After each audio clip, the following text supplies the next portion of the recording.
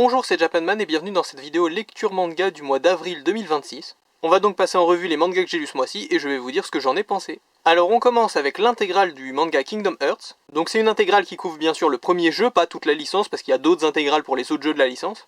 C'est une intégrale que j'ai fini par acheter, pourquoi? Parce que moi Kingdom Hearts j'ai joué à la plupart des jeux, je les ai pas tous finis mais du coup je connais très bien. Enfin très bien, je suis pas un expert du lore mais vous avez compris. Et en fait j'avais déjà les tomes 1 et 2 de la première édition de ce manga-ci. D'ailleurs dans mes souvenirs ça fait partie des 5 premières séries que j'ai commencé, je crois que dans mes 5 premières séries devait y avoir ce manga Kingdom Hearts. Sauf qu'au bout d'un moment ce manga n'était plus disponible à la vente, donc si je comptais continuer la série, j'avais plus trop d'options neuf. Donc pour le coup cette intégrale qui revenait grosso modo moins cher de toute façon était une bonne nouvelle. Je dirais que le plus gros défaut de l'intégrale quand même, c'est qu'on perd les quelques pages couleurs qu'il pouvait y avoir au début des tomes. Mais sinon financièrement de toute façon cette édition là vaut plus le coup que l'ancienne, donc c'est pas très grave qu'elle ne soit plus disponible. Bon, tout ça étant dit, qu'est-ce que j'en pense de ce manga? Bon ça reste juste un manga qui raconte l'histoire de Kingdom Hearts, une adaptation de jeu vidéo très classique qui essaye pas de sortir des sentiers battus quoi. Et l'histoire de Kingdom Hearts 1 n'est pas la plus narrative j'ai envie de dire, dans le sens où c'est un jeu vidéo quoi, tu vas à un point A, il se passe ça, tu vas à un point B, il se passe ci, tu vas dans tel monde, tu aides les gentils, tu bats le méchant, tu sors du monde, enfin voilà, c'est pas très narrativement suivi quoi, le seul fil rouge c'est les trucs avec Kairi et Riku bien sûr, mais vous voyez ce que je veux dire quoi, par rapport à d'autres jeux Kingdom Hearts qui auront plus tard, c'est pas le plus narratif. Donc on le suit globalement juste voyager à travers les mondes, de temps en temps il se demande ce que fait Riku, et puis des fois voilà, enfin il se passe des trucs dans le jeu que je vais pas spoiler. Le truc qui est intéressant quand même avec ce manga je trouve, c'est que vu que c'est un manga et que donc du coup il n'a pas la contrainte du gameplay, j'ai l'impression que les situations se résolvent beaucoup plus facilement de manière plus cohérente par rapport à l'univers et par rapport à ce qui se passe, il n'y a pas forcément un combat. Par exemple la résolution du monde d'Aladin, c'est vraiment il fait l'astuce de Aladin de faire en sorte que le génie se retrouve dans sa lampe. Alors je sais plus s'il y a ça dans le jeu, je dois avouer, mais par contre ce que je me souviens c'est qu'il y a un combat contre le génie Jafar. Et même pour le battre, faut genre taper Iago qui tient la lampe ou un truc comme ça. Et bah ça par exemple, c'est là dans le jeu pour des raisons de gameplay. Parce qu'il faut un combat de boss à la fin. Tandis que dans le manga, vu que c'est purement narratif et qu'il n'y a pas la contrainte de forcément caser un combat de boss, et ben je crois qu'il fait directement comme dans le film. Il fait directement ah Jafar mais t'es un génie, t'es plus libre en fait. Et puis voilà, c'est comme ça que ça se passe. Bon, j'espère que je vous ai pas spoilé Aladdin, c'est assez vieux comme film quand même. Mais si c'est le cas, je suis désolé. Donc voilà, beaucoup moins de contraintes du gameplay qui font que les situations sont peut-être plus proches du film. Sur certains points en tout cas. Ce qui est pas plus mal parce que des fois quand tu lis des mangas adaptés de jeux vidéo et qui se forcent à faire des séquences de combat ou des trucs comme ça pour te montrer bien que y a cet aspect du jeu aussi, c'est un peu laborieux parfois. Les jeux qui... Enfin en tout cas, j'ai pas d'exemple précis en tête, mais j'ai le sentiment que les mangas qui se forcent à adapter un jeu vidéo en casant toutes les séquences d'action, ça devient un peu longué quoi au bout d'un moment. Donc plutôt cool qu'ils aient pris une approche plus narrative et qu'ils se soient dit les combats, les trucs comme ça, on les monte s'il y a besoin et on n'en fait pas des tonnes. Juste on se concentre sur l'aspect narratif de ce jeu. Voilà, comme j'ai dit au-delà de ça, c'est un simple manga qui raconte l'histoire de Kingdom Hearts, je crois pas qu'il y ait de gros ajouts. Après comme j'ai dit, je suis pas un gros expert du lore non plus, donc c'est possible qu'il y ait des éléments auxquels on fasse référence en avance, que j'ai pas capté parce que c'est un peu subtil, mais grosso modo c'est vraiment le jeu en manga. Si vous avez fait le jeu il y a longtemps et que vous n'avez pas envie d'y rejouer mais que vous voulez revoir l'histoire pour peut-être jouer à celui d'après ou je sais pas, c'est sympa. Ou si vous êtes un fan bien sûr. Alors du coup si vous voulez bien on va continuer sur du Square Enix puisqu'on est sur Dragon Quest Emblem of Roto, les 2 premiers tomes. Donc pourquoi est-ce que j'ai commencé ce manga? Bon déjà parce que dans le magasin d'occasion où je les ai achetés il y avait une opération qui faisait que je pouvais avoir des mangas moins chers si j'en achetais plusieurs donc j'ai pris ça. Mais la raison technique, c'est que quand Manabooks a fait son anniversaire et qu'il y avait les cartes Manabooks, j'ai dû acheter des tomes de Dragon Quest, les héritiers de l'emblème, je crois ça s'appelle, qui est la suite de ce manga. Du coup, quand j'ai pu avoir l'occasion de commencer ce manga, je me suis dit, ah bah de toute façon, il faudra que je le lise pour pouvoir lire les tomes qui traînent dans ma pile de lecture. Donc, j'en ai profité.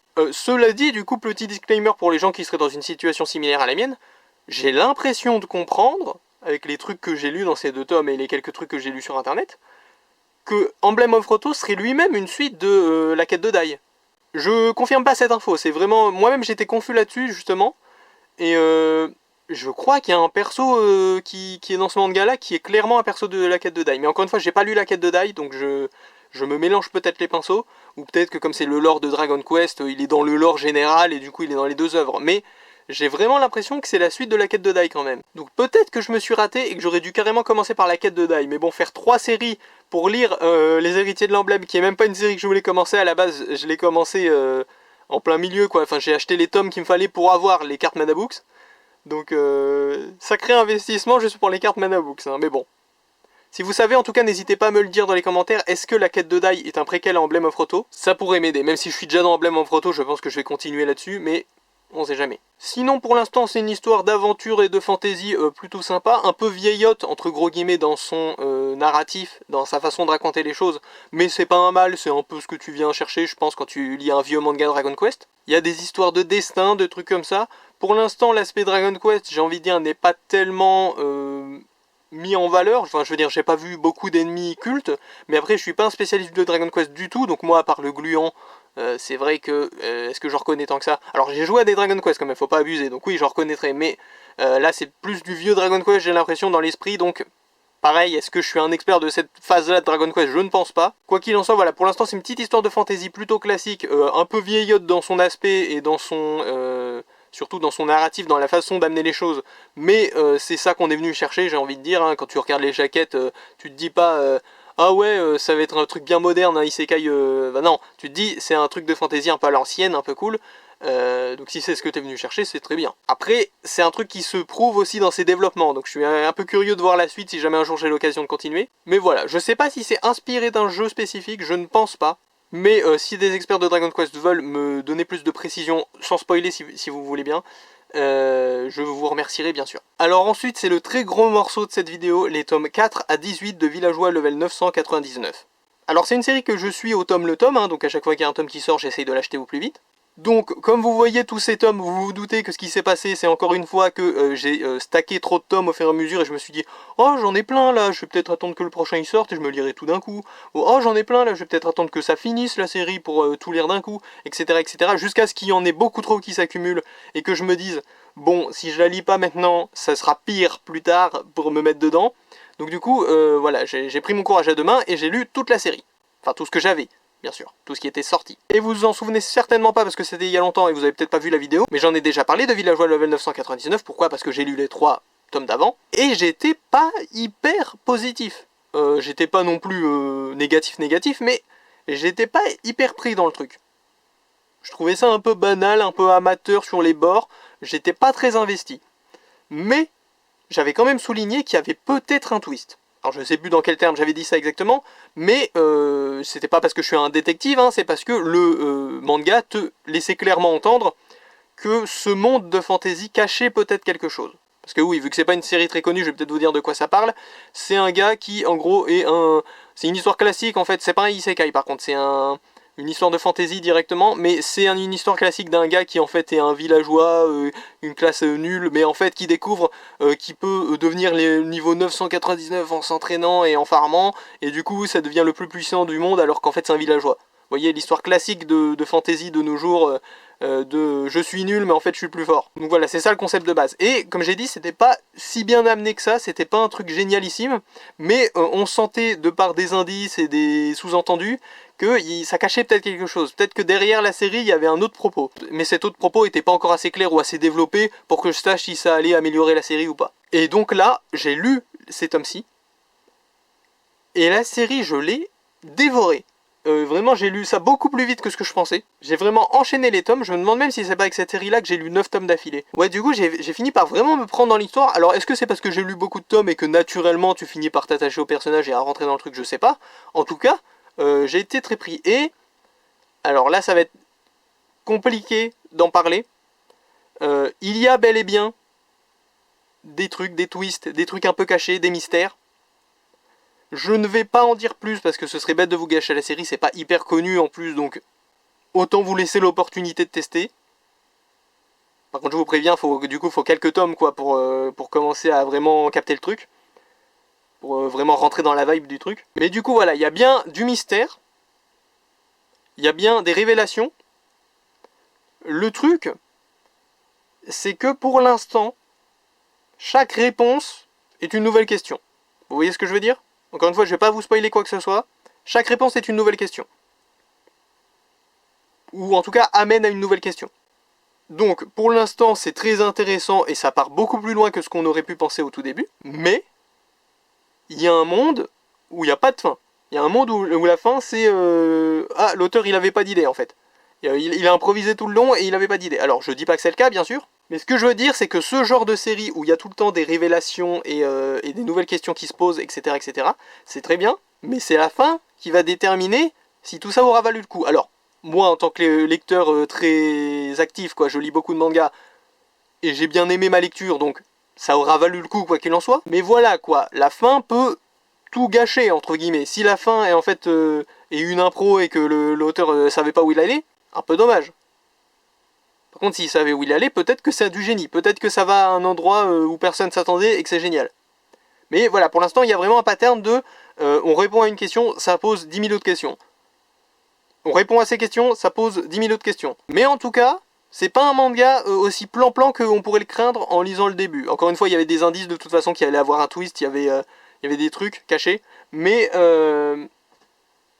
vous inquiétez pas si vous avez lu genre les 2 premiers tomes, ça va autre part. Et à force de se développer aussi, les personnages deviennent plus attachants, leur dynamique est plus engageante. Pour le coup, pour moi, c'est passé de trucs un peu moyens à peut-être pas coup de cœur, mais en tout cas, j'ai passé un vrai bon moment en le lisant, quoi. C'est presque frustrant maintenant de devoir grappiller au tome par tome. Peut-être que c'était un bon move pour le coup, l'expérience d'en stacker plein et de tout lire d'un coup. Après, si la série avait pas été à la hauteur, ça aurait pu être très long hein, de tous les lire après, mais bon. Après, c'est difficile de choisir des fois comment tu veux lire une série ou pas. Bon voilà, quoi qu'il en soit, vous, si vous voulez commencer, vous avez déjà au moins 18 tomes au moment où vous voyez cette vidéo, donc vous avez de quoi faire. Ensuite, on a le tome 23 de Mushoku Tensei. Alors Mushoku Tensei, c'est vraiment une de mes séries en manga préférées. C'est vraiment une des séries que j'attends avec impatience, et quand le tome y sort, je me dis, il faut absolument que j'aille l'acheter pour le lire au plus tôt. Donc du coup, encore un tome très cool, alors je vais pas spoiler, parce que c'est un tome où il se passe des trucs, du coup ouais, difficile de vous dire ce qui se passe sans spoiler, mais quoi qu'il en soit, encore un super tome de Mushoku Tensei. Il me semble que Mushoku Tensei c'est vraiment une série pilier du Isekai, donc je comprends vraiment pourquoi là, il n'y a pas de doute. Parce que le roman, si vous saviez pas, est beaucoup plus vieux que le manga, de ce que je me souviens, et que l'anime. Du coup, très content que ça continue, très content de pouvoir en avoir plus, et j'espère avoir la suite très rapidement. Ensuite, le tome 21 de Fairy Tail Unread Quest. Donc encore une fois, j'évite les spoils, donc rien de très précis à dire, si ce n'est qu'on s'approche sans doute de la fin de toute cette quête de 100 ans. Après, je sais pas si la série va continuer au-delà de la quête de 100 ans, ce serait un peu contraire au titre, mais en même temps, c'est la suite de Fairy Tail, donc bon... Est-ce qu'ils vont faire une autre suite après? Est-ce que voilà. Au moment où je vous parle, il a été annoncé il n'y a pas très longtemps Fairy Tail Re-Fantasia, je crois, un truc comme ça. Je crois que c'est un spin-off sur Luxus, mais les gens semblent être confus et dire que c'est peut-être la suite d'Unread Quest ou une histoire annexe, enfin je sais pas. Donc au moment où je vous parle, on n'a pas trop d'infos là-dessus, mais a priori c'est un spin-off sur Luxus. Pourquoi pas, j'ai rien contre Luxus. Voilà, tout ça pour dire que franchement l'avenir de Fairy Tail est assez incertain, parce qu'avec tous ces trucs de peut-être il y a une nouvelle série qui au final s'avère être un spin-off de Luxus, mais en même temps Unread Quest c'est vrai que narrativement ça s'approche pas mal de la fin, bah je sais pas trop où ça va du coup. Après de toute manière faut garder en tête que plus on s'éloigne de l'œuvre d'origine, moins la cohésion narrative du tout importera entre gros guillemets. Ce que j'entends par là c'est que déjà sur cette série, que j'aime beaucoup, hein, Unread Quest c'était cool, je trouve que c'est une digne suite à Fairy Tail sur pas mal d'aspects. Mais déjà dans cette série, vous m'avez entendu plusieurs fois dire ça passe parce que c'est la suite de Fairy Tail, mais dans Fairy Tail tout court, j'aurais pas trop aimé.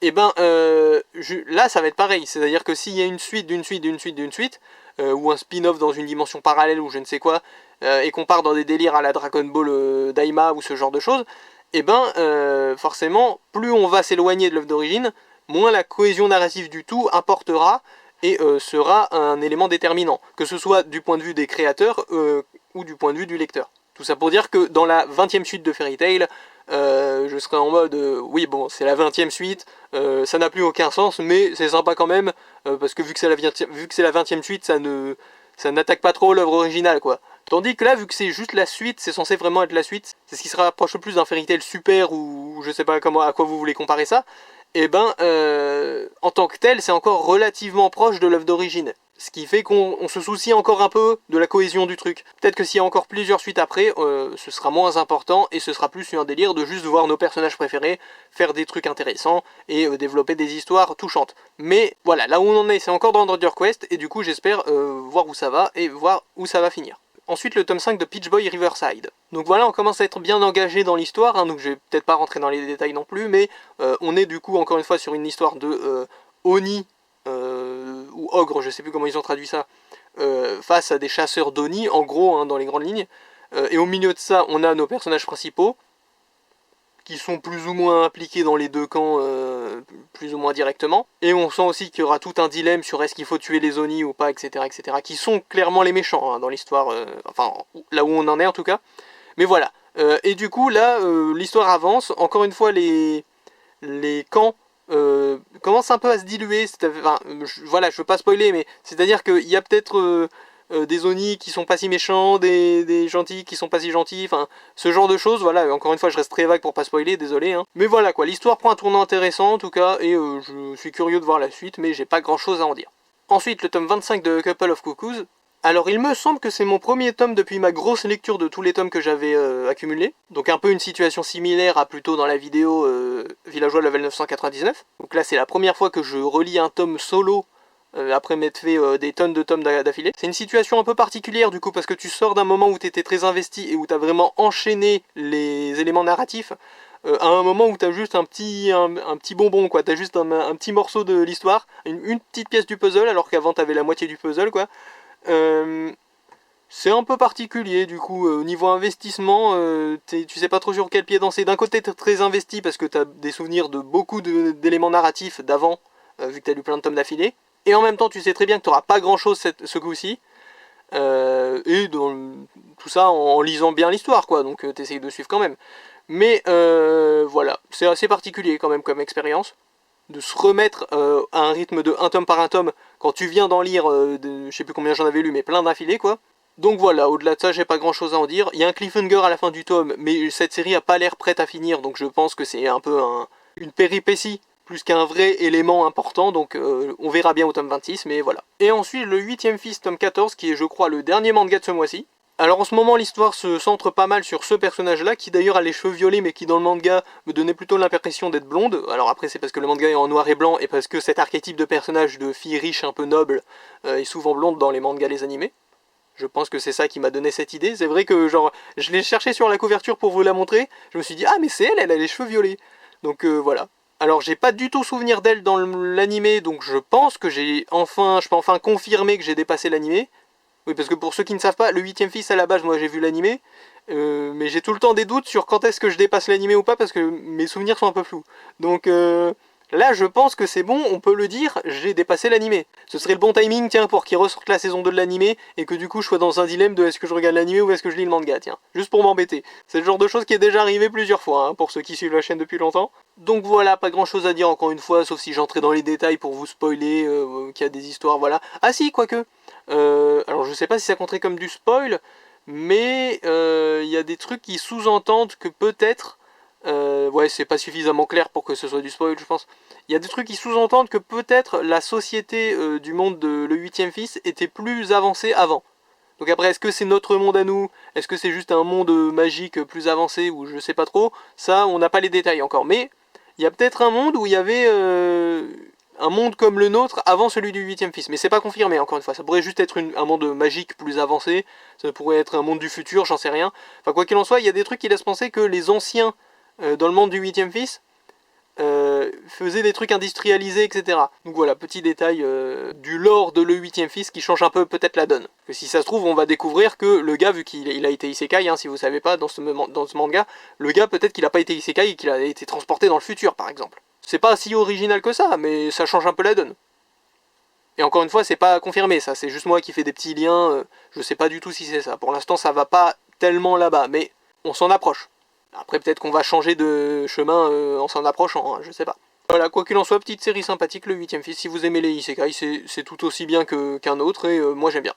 Donc voilà, c'était tout pour cette vidéo. Et non, vous n'êtes pas dans une émission dédiée à Villageois level 999, vous êtes dans une émission dédiée à mes lectures du mois. Mais il prend beaucoup de place. Donc voilà, content d'avoir pu encore un peu vider ma pile de lecture, même si elle n'est pas du tout vide là, hein, je vous le dis. Un peu vider de cette série qui s'accumulait beaucoup, parce que c'est vrai que ça devient un barrage au bout d'un moment. Quand une série commence à avoir plus de 10 tomes, même voire pas loin d'une vingtaine de tomes, etc., à lire, tu te dis qu'il faut que tu te laisses le temps de tout bien lire, et donc t'attends, et il y a encore un tome qui sort, etc., etc. Donc, c'est cool d'avoir remis les choses à plat, et d'avoir refait en sorte que je puisse suivre la série tranquillement.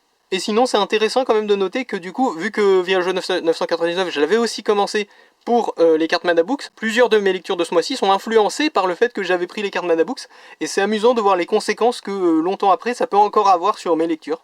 Comme quoi ne jamais commencer une série à la légère, hein. Ça peut dégénérer. Mais bon, pour l'instant c'est pour le mieux, donc plutôt cool. Voilà, c'était Japanman, à plus.